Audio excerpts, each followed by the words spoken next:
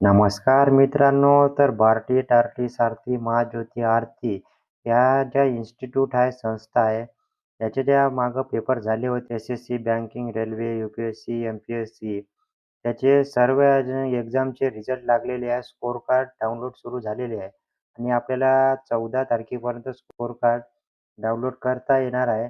त्याच्यानंतर बघता येणार नाही. म्हणून आपल्याला 11 नोव्हेंबरपासून 14 नोव्हेंबरपर्यंत आपलं स्कोर कार्ड डाउनलोड करून घ्यायचं आहे मित्रांनो. त्याच्यासाठी हा व्हिडिओ राहणार आहे, की कसं डाउनलोड करायचं. चला मित्रांनो, तर बघूया.